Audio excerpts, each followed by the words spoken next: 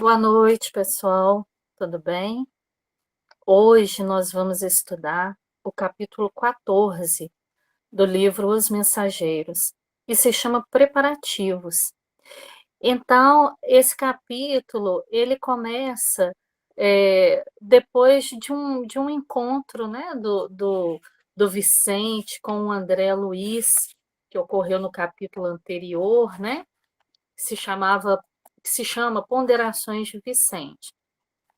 E eles saem do ambiente onde eles estavam até então e, e vão se preparar para se encontrar com Telésforo, né?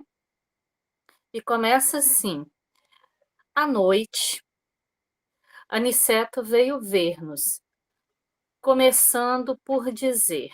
Então, lembrando, né? Aniceto é um dos instrutores que trabalha com Telésforo, né? É, é, o Aniceto é o benfeitor do livro Os Mensageiros. Então ele é, vai encaminhar, né, o André Luiz e o Vicente para uma nova empreitada de trabalhos. E ele diz assim: amanhã deveremos partir os três a serviço nas esferas da crosta.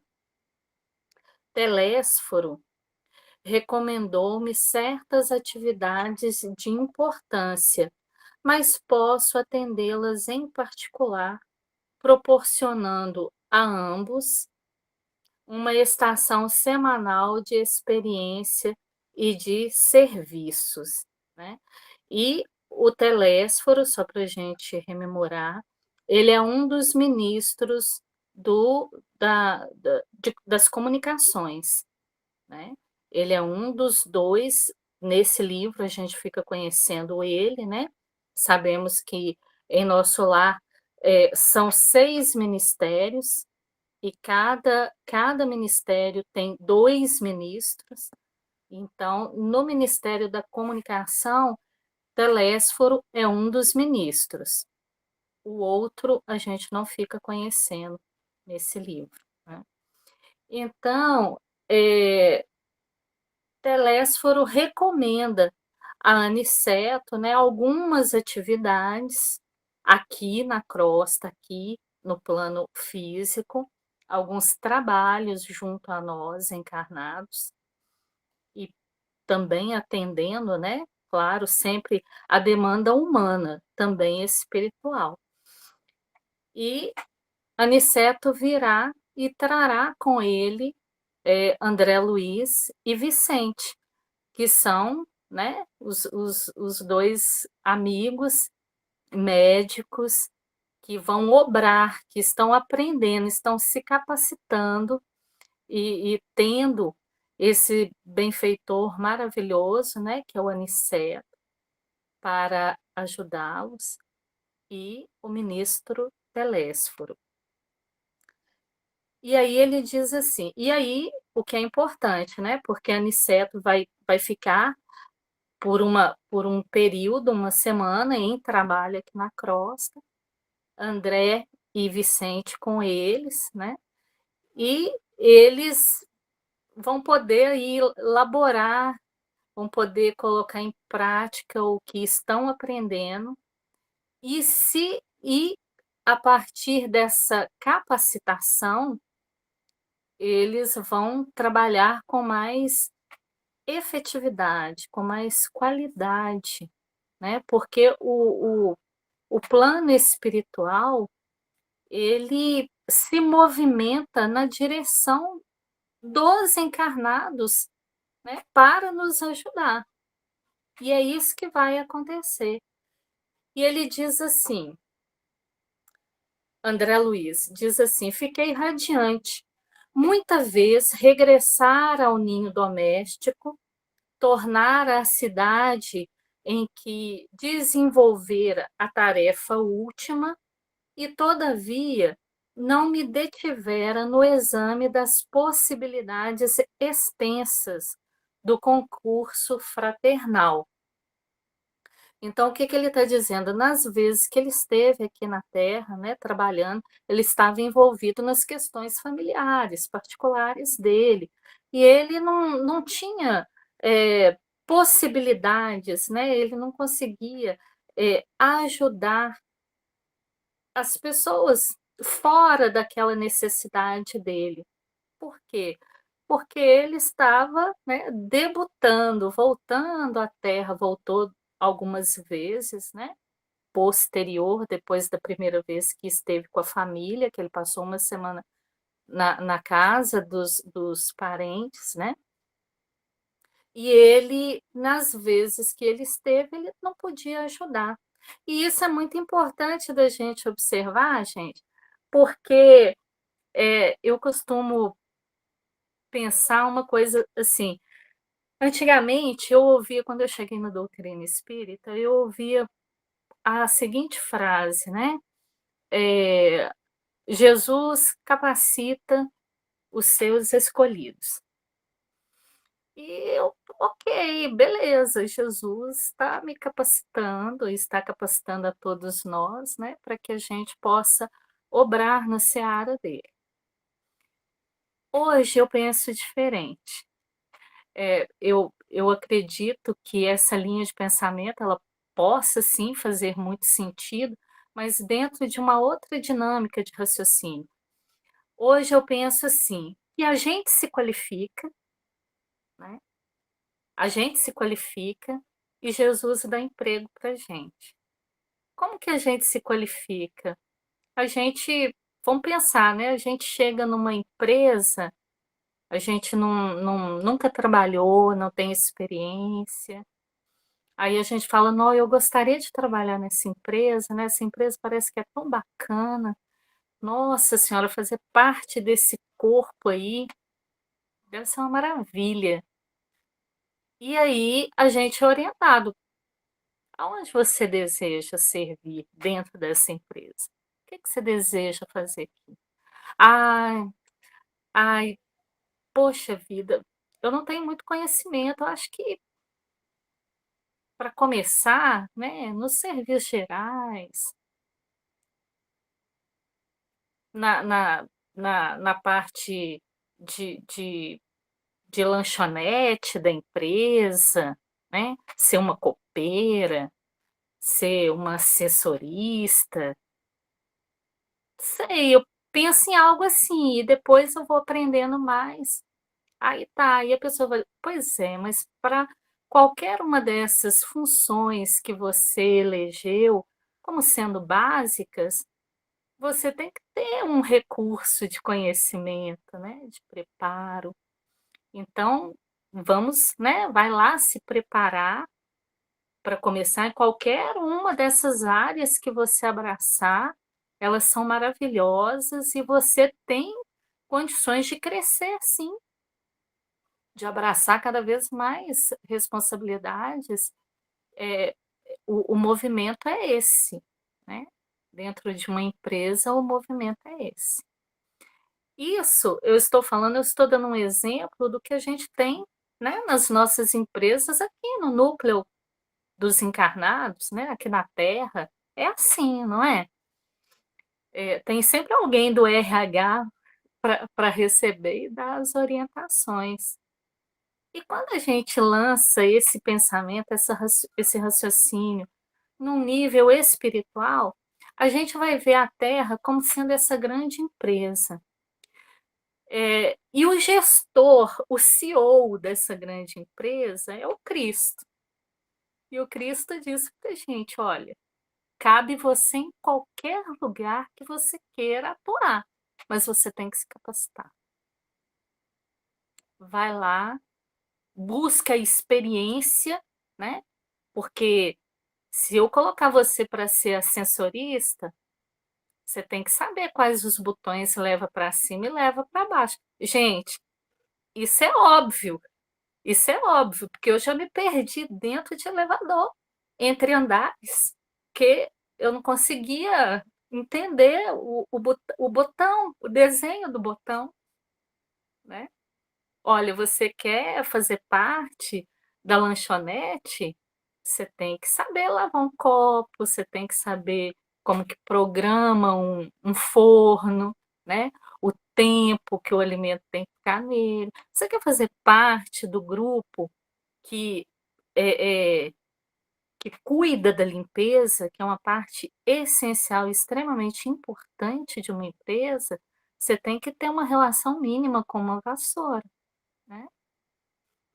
Então, é, a gente tem que pensar nisso. Para servir ao Cristo, não basta a gente ter boa vontade. Boa vontade, gente, é o piso grosso, né? É a estrutura. A boa vontade é a estrutura. Eu quero servir, eu quero trabalhar, eu quero fazer parte de um grupo de campanha do quilo, eu quero fazer parte de um grupo de estudo, eu quero fazer parte. E todos nós aqui fazemos parte. Tanto que todos aqui têm a oportunidade, né, de fazer uma apresentação de um capítulo dentro do que compreende. Todo mundo tem. Aí eu quero fazer parte desse grupo. Então, o que que a gente tem que fazer quando a gente quer fazer parte?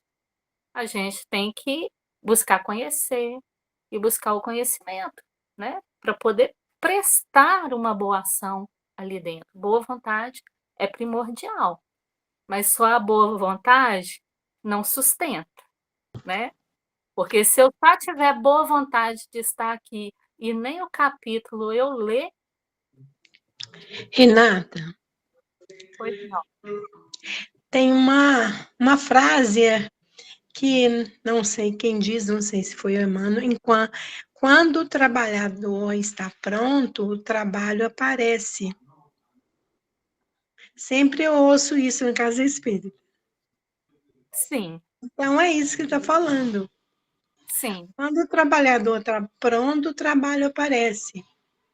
Essa frase está na abertura do livro em PDF que eu coloquei no grupo para nós, nesse grupo para nós. Ela aparece lá.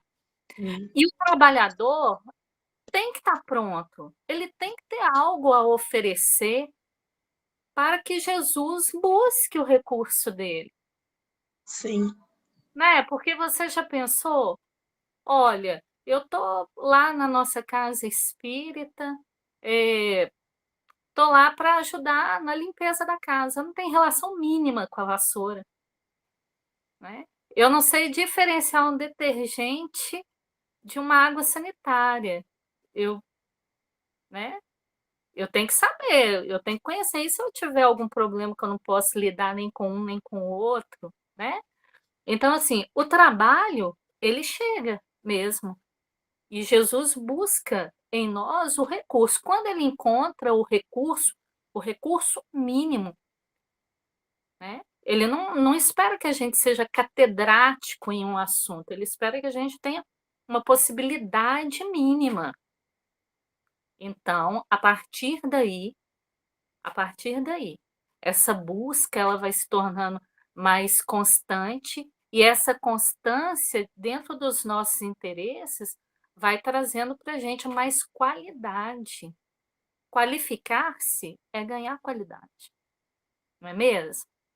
Então, por que que eu estou dizendo isso? Porque o André está falando, olha, das vezes que eu estive na Terra, eu não tinha possibilidades, né, de prestar algum concurso fraternal, não tinha.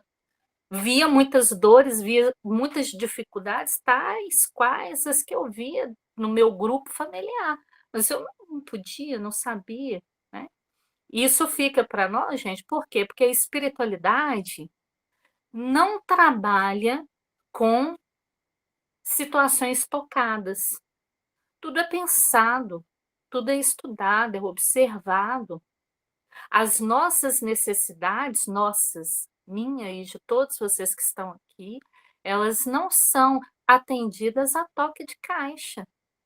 Ah, é o que tem para agora. Não, isso não acontece com os espíritos, os bons espíritos, os trabalhadores do Cristo sérios, Aniceto, André Luiz, que está se capacitando hoje, já é um operoso servidor, né? Diferente dessa época que ele começou. Então as coisas não se dão no plano espiritual para nós a toque de caixa. Isso é importante da gente pensar quando a gente for pleitear uma oportunidade de serviço em qualquer situação. Eu gostaria de ser uma colaboradora numa entidade, qualquer que seja. Eu tenho que buscar conhecer. Eu tenho que buscar alguma qualidade de servir e de serviço, não é mesmo? A gente vê isso na vida, né? Então, é isso, a linha de raciocínio é essa. E aí ele diz assim: olha, é, é, de quando em vez era defrontado por situações difíceis, nas quais velhos conterrâneos encaravam problemas de vulto. Entretanto, sentia-me incapaz de auxiliá-los diferentemente, eficientemente, na solução desejável. Faltava-me técnica espiritual para fazê-lo. Técnica. Adquire-se a técnica com conhecimento, com execução, com estudo, com capacitação. Ah, mas no plano espiritual tem essa dinâmica? Claro. Aqui tem essa dinâmica, aqui é uma cópia imperfeita do plano espiritual, a gente não deve esquecer isso. Jamais. Nós somos espíritos tendo experiências na matéria, e não matéria tendo de quando em vez experiências espirituais. A gente precisa compreender isso, né? Então, a boa vontade, ela é o nosso piso, é a estrutura, precisa haver a boa vontade, né? Mas, se não houver, se não existir nada além da boa vontade, o serviço perece rápido, né? A qualidade, a eficiência, não atinge, não atinge o objetivo. É, por isso que nós já estudamos, né?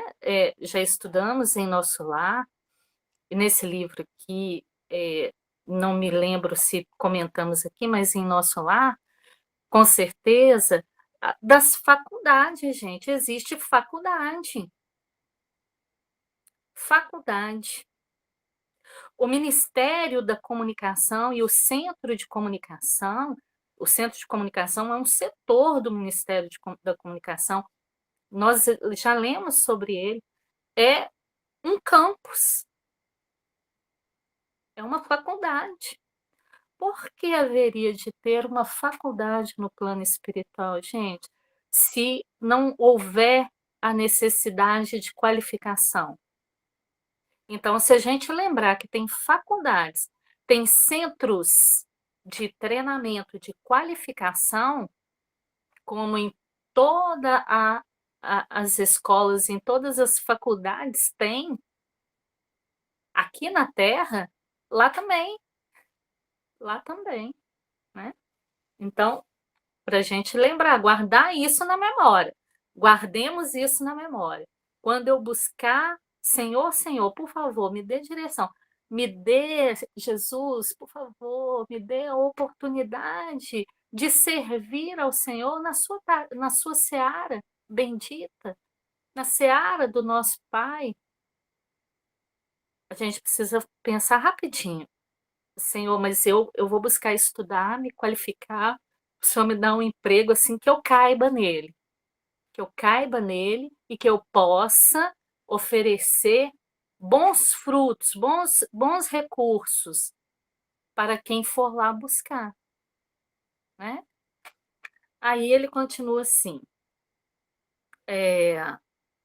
deixando perceber que ouvira meus pensamentos profundos, Aniceto dirigiu-me a palavra de maneira especial, asseverando: Você, André, ainda não pode auxiliar aos amigos encarnados, porque ainda não adquiriu a devida capacidade de ver. Você não tem, o que que ele está dizendo? André, você ainda não tem percepção do todo. Você ainda não consegue enxergar além da materialidade. Precisa conhecer mais sobre o espírito, sobre a dinâmica da vida, né? Física, espiritual, porque assim, quando a gente busca esse conhecimento, a gente pode vir a servir com mais qualidade, a gente pode vir a prestar um bom auxílio. Então, ele está dizendo, ele leu os pensamentos de André, né? E, e disse a ele: você ainda não pode auxiliar. Isso demonstra, gente, a responsabilidade do plano espiritual para conosco, para com os nossos dilemas. Nós sabemos que estar na Terra, como já foi falado anteriormente, encarnar na Terra é um ato de coragem. Tem que ter coragem. Para encarnar e se manter encarnado, tem que ter coragem. É desafiador, mas o propósito é ser desafiador. Só que para caminhar aqui, a gente tem que buscar compreensão das coisas, porque se a gente enxergar a vida apenas do ponto passivo da matéria, a gente não encontra explicações para os nossos dilemas, para as nossas dores, para as dores dos outros, e a gente vai ficando entorpecida, a gente cai naquela de, é isso mesmo, a vida é isso mesmo. Não, a vida não é isso mesmo. Nós fomos criados para sermos luzes, né? Para fazer brilhar a nossa luz, para levar entendimento, para sermos entendimento, para termos entendimento. Nós fomos criados para isso. Só que na forma como nós ainda estamos, como nós ainda compreendemos a vida, a gente tem os desafios que a gente encontra na nossa caminhada. Isso é perfeitamente normal, isso é normal ter essas dificuldades do caminho, essas, essas situações extremosas. Faz parte. E tanto faz parte que ele diz assim: olha, você não adquiriu a devida capacidade de ver. É razoável. Quando na carne, somos muitas vezes inclinados a verificar tão somente os efeitos, sem ponderar as origens. No mendigo, vemos apenas a miséria, no enfermo, somente a ruína física. Faz-se indispensável identificar as causas. Porque, olha só, a condição dos nossos irmãos que estão na rua, na condição de mendigância, é, é, é o desfecho de uma situação, sabe? É o, é o desfecho. Ele não foi criado, Deus não pensou naquele filho, falando assim: eu vou colocar esse como mendigo, acho que ele tem características de mendigo. Não, não. É um espírito tal qual nós, que aqui estamos, que está passando por uma determinada experiência na carne, que as condições anteriores das suas escolhas, da forma como viveu, do que escolheu para si, sendo com pouco conhecimento ou já com algum conhecimento, é o desfecho. Aquela ali não é quando ele está assim porque ele tem que ser assim, ele deve viver assim, foi assim que Deus determinou. Não, é um período. Mas a condição que levou aquele irmão nosso para aquela condição, para aquela experiência dolorosa, é o desfecho de situações que a gente desconhece. Ah, então se é o desfecho, eu não tenho que me importar, porque é um desfecho, então parte do princípio que, né, uma hora se resolve. Não, nada disso. Porque se a gente olhar a vida e a dor dessa forma, a gente vai estar elaborando para nós um desfecho muito triste também na nossa caminhada, que é a falta de empatia, a falta de misericórdia, a falta de caridade. Porque quem de nós não errou, não deu um mau passo? Gente, quem de nós, né? Então, a condição do que está na condição, vivendo a experiência da rua, a situação de quem está passando por doenças, passando por dificuldades financeiras, passando por dificuldades familiares, passando por dificuldades, né? É um desfecho. E a gente não observa isso, a gente só observa o resultado. Para a gente, aquilo é o resultado final. Aquilo não é o resultado final. Aquilo é temporário, é um resultado temporário. Né? E é isso que ele está chamando a atenção. E ele está falando para o André: você ainda não tem condições de observar as coisas fora do âmbito da matéria. Não tem. Né? Então, a condição da infelicitação física, ela não é a causa absoluta, ela não é o resultado absoluto, não é aquilo, né? Aquilo é o efeito, é uma causa, né? Tem uma causa por detrás daquilo. Pois não, Rosa? Tem um livro do Calunga que chama Dedinho de Prosa. Ele é muito interessante, esse livro. Eu aprendi muito com ele. E ele fala que a vida é um sucesso sempre. Então, quando a gente vê um mendigo na sarjeta, quando a gente vê tudo que a gente vai vendo acontecendo, às vezes a gente acha absurdo. A gente tem que se condoer com aquela situação, mas nós precisamos saber que a vida é um sucesso sempre.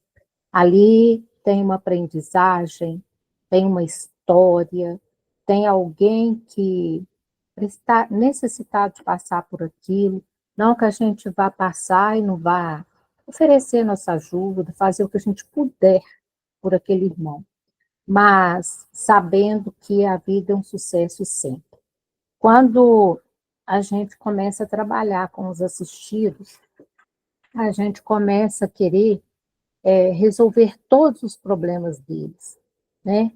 A gente começa a se envolver muito e, às vezes, até ficar muito triste com algumas coisas, deixar muitas coisas nos atingir, né? A gente acaba deixando.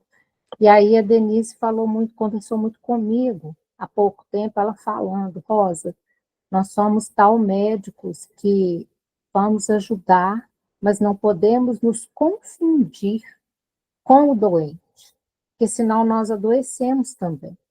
Então, a gente, aí nesse momento, eu acho que é isso que ele está mostrando para o André, né? Se a gente não tem condição de, porque muitas vezes a gente também não tem condição de enxergar o que está por trás daquilo tudo. Então, a gente fica tão condoído, que a gente se mistura com aquilo. Né? Então, é necessário que a gente entenda que, e isso foi muito interessante que a Denise falou comigo: não se esqueça de que está tudo certo e de que a misericórdia divina está aí. Então, muitas vezes, a gente se esquece disso e começa a embolar esse meio de campo aí, né? Então, se nós pensarmos que a vida é um sucesso sempre e que tudo tem uma razão de ser, mesmo que nós não consigamos ver o que está por trás daquilo ali, a gente serena o coração da gente, a gente se acalma, e aí sim a gente pode ter condição de ajudar com mais propriedade e com, não sei se com amor também e com tranquilidade para nós próprios. Porque se eu não tiver condição de ter um equilíbrio para com aquilo que eu estou lidando, eu não vou ter condição de prestar aquele trabalho, né? Então, aqui, essa parte aqui eu me identifiquei muito com o André aí, mediante o serviço, o trabalho que eu estou prestando na SEBEM agora da, do atendimento, né, do amparo fraterno, lá da parte de atender os assistidos. Mas eu sempre lembro dessa frase: a vida é um sucesso sempre. Vá saber, né?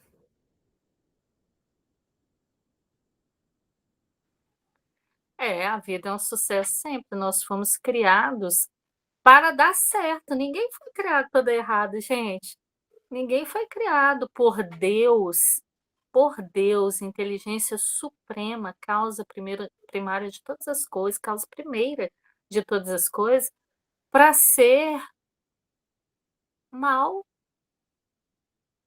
para viver em trevas, a começar que nem ele criou trevas, quem cria trevas somos nós, né? Nós fomos criados para dar certo e para sermos maravilhosos. Jesus não mente quando ele nos diz que nós somos deuses, né? Que podemos fazer maravilhas. Podemos e poderemos. Primeiro a gente precisa aprender, né? Primeiro precisamos aprender. Então, o que que a doutrina espírita faz conosco? Nós estamos estudando aqui o livro Os Mensageiros, que é da Lavra de André Luiz, que são obras subsidiárias da doutrina espírita. Subsidiárias por quê? Porque as obras básicas, basilares, é o Pentateuco.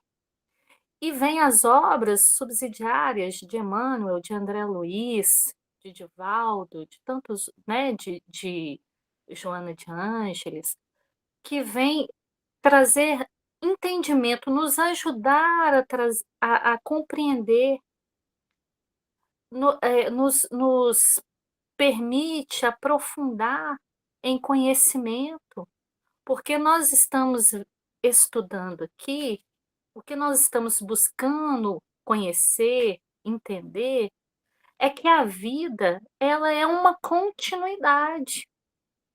Nós somos espíritos. Aonde que está dizendo que nós somos espíritos? Lá no Pentateuco está falando que nós somos espíritos, né? Aqui está falando que os espíritos, nós somos espíritos, e que tem espíritos, irmãos nossos, superiores em capacidades, em inteligência, em sentimentos, que orientam a humanidade.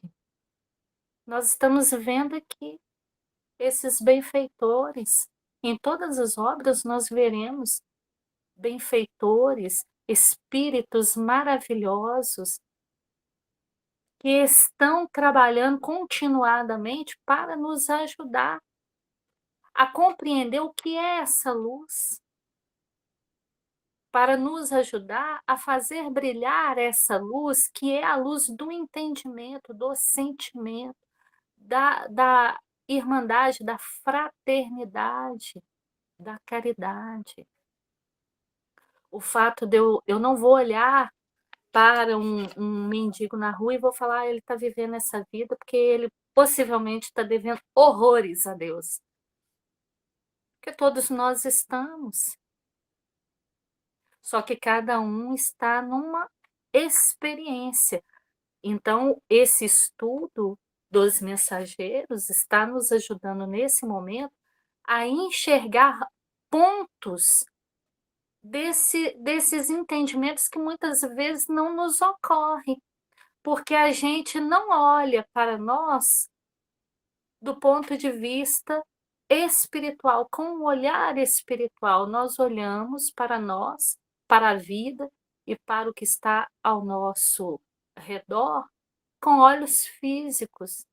com entendimentos extremamente materiais.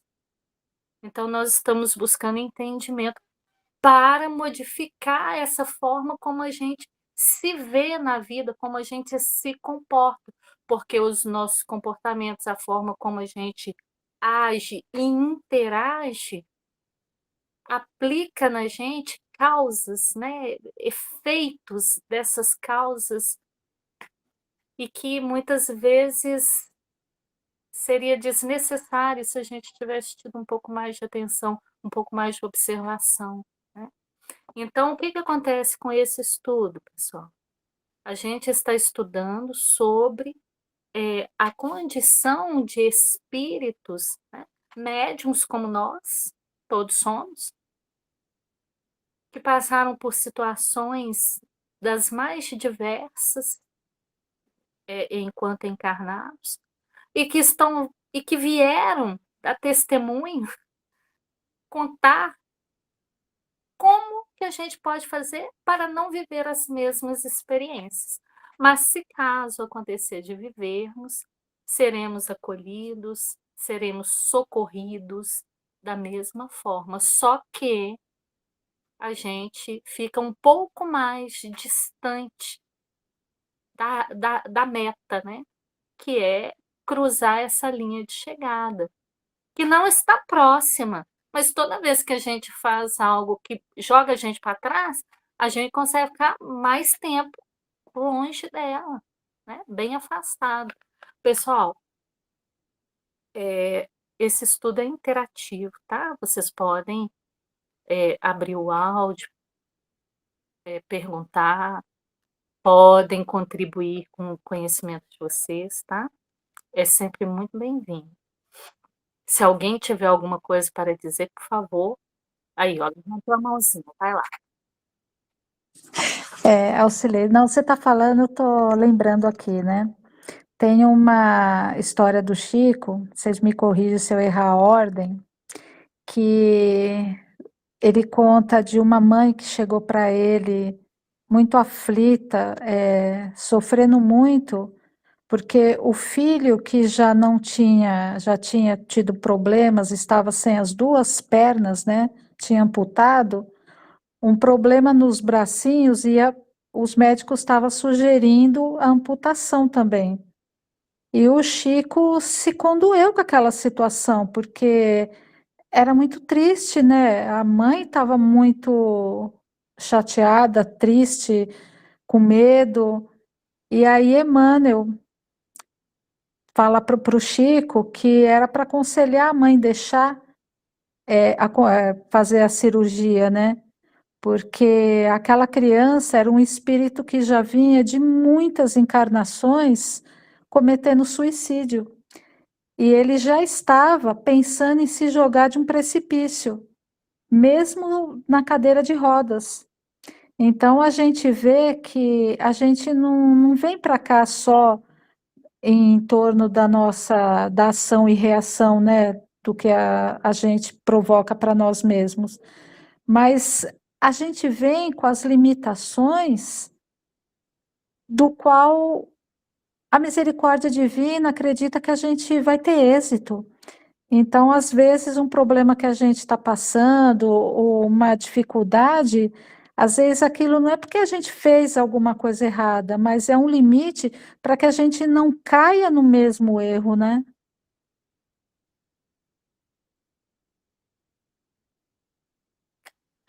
Sim, é importante a gente observar que na vida a gente não está às voltas só com as provas dos delitos passados. E eles existem, existem, né? Não vamos negar isso, eles existem. Sim. Mas a reencarnação, ela proporciona para nós novas formas de aprendizado. E olha, gente, que Deus é misericordioso. Então, muitas vezes, os meus maus feitos serão avaliados por essas inteligências divinas. Como que eu posso reparar né? O meu mal feito, eu já apresentei algumas condições de dar testemunhos, né? De formas diferentes, eu já apresento. Como que pode ser? Vai ter que ser sob a lei de Talião, olho por olho, dente por dente? A misericórdia divina se chama misericórdia é por isso, né? Ela atua quando eu não tenho mínima condição de merecimento, ela atua. Claro que eu vou encontrar as dificuldades, eu vou encontrar as dores, eu vou encontrar, vamos encontrar, porque estamos no mundo de provas, um mundo de expiações, daremos os testemunhos que precisamos, encontraremos no nosso caminho tantas outras provas, tantos outros testemunhos, se for necessário para o nosso crescimento e entendimento, essas situações se colidirão conosco, se for para o nosso aprendizado e crescimento, né. Então, é só que tudo que vem na nossa direção, vem para nos ajudar. "Ah, eu estou passando por uma situação dificílima, terrível na minha vida. Será que Deus elaborou isso para mim? Ele elaborou para nós as melhores condições, as melhores formas de aprendizado, de resgate possíveis. Temos que resgatar? Temos que resgatar. Temos que reparar? Temos a obrigação de reparar. Parte, né, da necessidade de compreender a reparação, é da lei, né, mas não é uma reparação de olho por olho, dente por dente. E muitas vezes as reparações que parecem ser terríveis, e aos nossos olhos é óbvio que são, aos nossos olhos que eu digo assim, né, gente, é é óbvio que tem experiências, tem situações na vida que são terrivelmente dolorosas, terrivelmente, dentro de uma escala, de uma gradação, são terrivelmente dolorosas. Mas, ainda assim, está um ponto a menos ou vários degraus a menos do que a gente realmente fez por merecer, não é mesmo? É como se a gente devesse 10.000 para o banco, aí o banco vira e fala assim, né, se condói da gente, fala assim: "Não vai pagar nunca, meu Deus". Vamos mandar uma carta proposta para essa criatura devedora. Vamos lá, prezado cliente, a sua dívida de 10.000, estamos entrando em acordo para que você pague um valor módico de R$ 199,90 e você quita a dívida de 10.000. Aí chega a carta na casa da gente. A gente fala: "Oh, meu Deus, o que que esse banco quer comigo agora? Agora. Comecei a trabalhar ontem, o que que esse banco quer?". Aí a gente abre a carta proposta, né, de R$ 199,90. E aí a gente ainda pensa assim: "Será que eu pago?". Paga, criatura, paga. O valor real você não conseguiria, não conseguiria. Paga o valor acordado, se liberte disso, né. Então a gente precisa observar a vida como esse fluxo, né, essa corrente que às vezes é caudalosa, às vezes é agitada, às vezes é um pouco mais, né, tranquila, mas que está sempre levando a gente na direção de fluxos melhores. Então, não é que não vai doer, não é que vai ser fácil, não vai ser fácil. Mas ainda assim está se apresentando de forma muito mais facilitada do que a gente realmente fez por merecer, né. É bom a gente compreender isso. É bom a gente ter essa visão, porque aí a gente vai compreender o que que ele está dizendo aqui, ó. quando na carne somos muitas vezes inclinados a verificar tão somente os efeitos. Ai, meu Deus, a minha dor. Ai, meu Deus, essa doença. Ai, meu Deus, esse desemprego. Ai, meu Deus, esse filho, essa mulher, esse esposo. Ai, meu Deus, esse parente. A gente só foca na dificuldade, né? Mas a gente não observa, né? A gente não pondera sobre as origens do problema que se apresenta agora e que na maioria das vezes se apresenta de forma muito mais sutil, muito mais delicada, né? A gente com entendimento ou cercados por um ou por outro que tenha um entendimento que possa nos socorrer. O mundo, gente, ele está mostrando para gente que o amor de Deus, o amor divino, ele existe. A gente está vendo o mundo assim, escandalosamente de cabeça para baixo, mas é porque Deus colocou ele de cabeça para baixo? Não. Jesus, deu um nervoso lá em Jesus, ele falou assim: já que fui eu que construí esse mundo aqui, pai, eu vou virar ele de cabeça para baixo, vou dar uma sacudida nesse povo. Não. O que se apresenta no mundo agora é o resultado das nossas escolhas, é o resultado das nossas ações, é o resultado dos nossos sentimentos, da forma como a gente pensa, né? Mas eu não penso assim. Bom, mas nós estamos aqui, então compromisso com isso nós temos, né? Nós, quando falo nós, estou me referindo a todos nós, eu e todos os demais. Então, não tem nada fora do lugar, muito ao contrário. São as oportunidades oferecidas para todos nós, com as nossas transgressões, com as nossas intransigências. A gente espelha isso no mundo, e é o que a gente está vendo aí. Cada um espelha uma coisa, qual que vai ser o resultado? Né? Então, é isso que ele está falando para a gente. Nós vemos apenas a miséria no enfermo, somente a ruína. É importante a gente identificar as causas.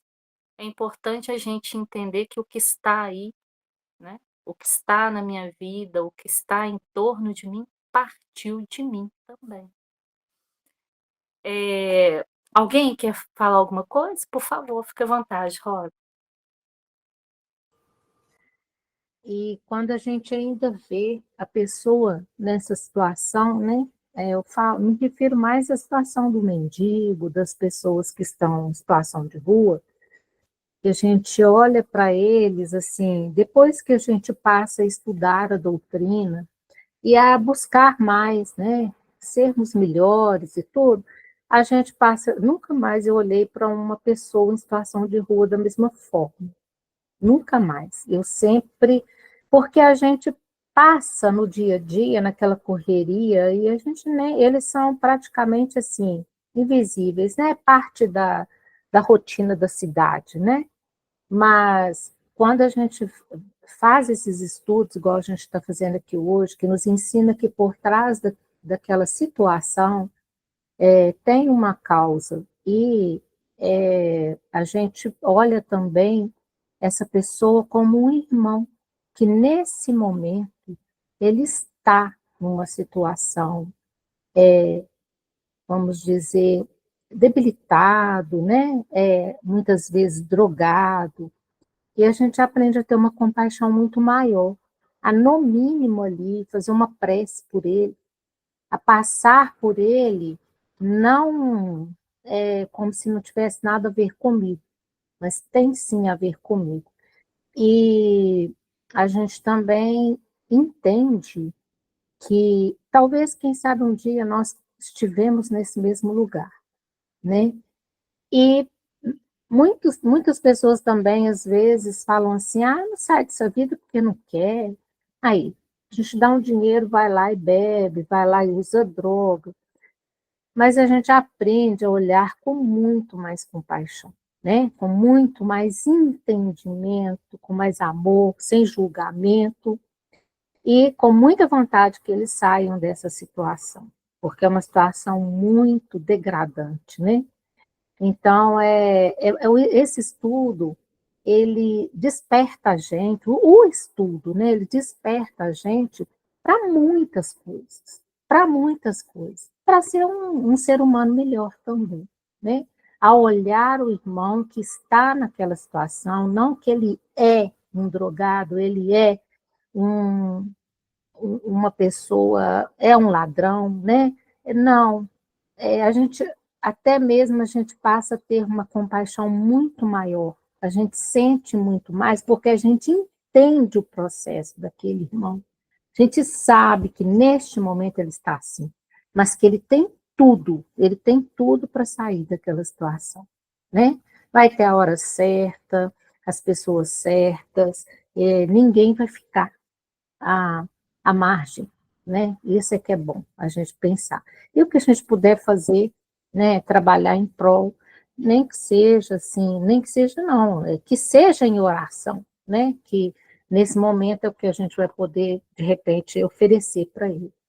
E isso eu acho que traz para a gente uma forma de olhar esse mundo muito diferente, né? Às vezes, as pessoas estão todas vendo de uma forma e a gente está conseguindo ver de outra, com muito mais amor, com muito mais tolerância, com muito mais aceitação e acolhimento, né? Com isso, a gente pode ir transformando esse mundo num mundo, no mínimo, mais tolerante. Só isso que eu queria falar, Renata. Já são 8h57. Nós precisamos de fechar às 9, né? Sim. Ô, gente, eu queria dizer para vocês não desanimarem, tá? O estudo é isso, a gente não avançou muito, né? Uma meia página, mas o estudo é para isso, é para fazer a gente pensar, né? A gente olhar detidamente, pensar sobre o que os benfeitores estão falando, a proposta é essa. E enquanto Rosa estava falando, eu vou compartilhar com vocês uma coisa que aconteceu comigo uma vez.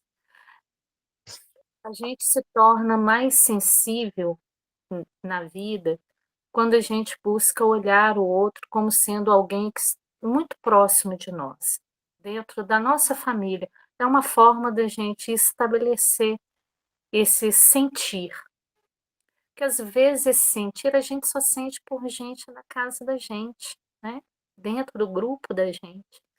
E a proposta do Evangelho do Cristo é fazer a gente pensar em fraternidade, em família, fora da família da gente.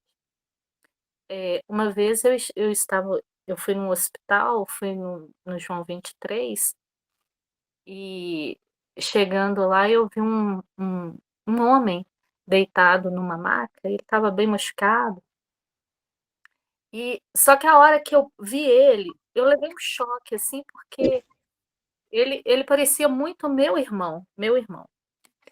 Ele parecia muito, então eu levei um choque. Aí eu ainda fiquei olhando para ver se não era e tal, e não era, sabe. Mas naquele momento que eu fiquei olhando para aquela pessoa naquela máquina, ainda sem saber se era meu irmão ou não, eu nossa, minha vontade era correr para ele, era ajudá-lo, socorrê-lo de alguma forma, sabe. Naquele naquele íntere da certeza, da dúvida, porque é isso que a gente faz com alguém da nossa família, né. Ali, naquele momento, isso tem muitos anos, eu aprendi uma lição muito grande. A gente quer se tocar, quer ser tocado pela dor do outro, porque às vezes a gente fala: "Ah, eu estou andando na rua,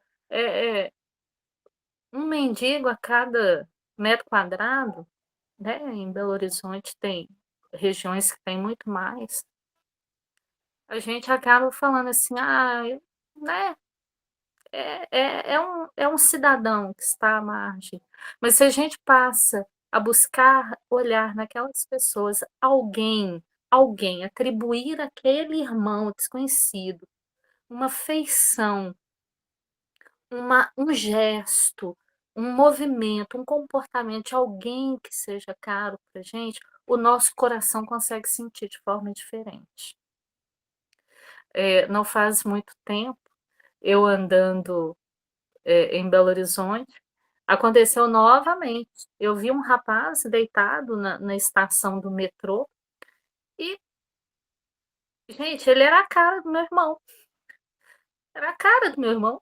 Eu falei, gente, mas como assim? Deus fez esse menino parecer demais com todo mundo? Então, quando a gente observa as pessoas a partir do nosso sentimento, de familiaridade mesmo, de família, a gente enxerga as pessoas de forma diferente. Então, uma vez eu comentei com ele, né? Às vezes eu estou em determinadas situações, eu vejo uma pessoa acidentada, um homem, né? Um homem acidentado, alguma coisa, quando eu olho de relance, parece que é você. E meu irmão é negro, né? Ele fala assim: não, pode ver um negão, todo negão tem que ser eu.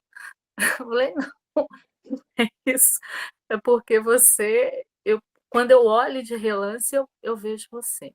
Então, uma forma da gente estabelecer mesmo conexão com aquele desconhecido, é imaginar naquele desconhecido alguém que seja muito próximo de nós. A gente consegue enxergar aquela pessoa de forma diferente. Isso é um exercício de proximidade. Então, a gente vai ter menos medo de se aproximar, a gente vai ter menos medo de conversar, porque a gente vai falar assim: nossa, mas parece tanto, e se fosse? E se fosse? Né? Então é isso, pessoal. Muito obrigada, tá? Semana que vem a gente continua. Então, vamos agradecer a Jesus por mais uma vez estarmos aqui fazendo esse estudo com saúde, debaixo de um teto, junto aos nossos familiares. Vamos agradecer os mentores deste estudo, que sempre estão conosco aqui, nos capacitando a aprender melhor. Vamos pedir a Jesus que nos ilumine a todos, ilumine nossos familiares, todos que estiveram aqui, os que não puderam estar também. Que assim seja, Senhor. Que assim seja. Obrigada. Que assim seja. Obrigada.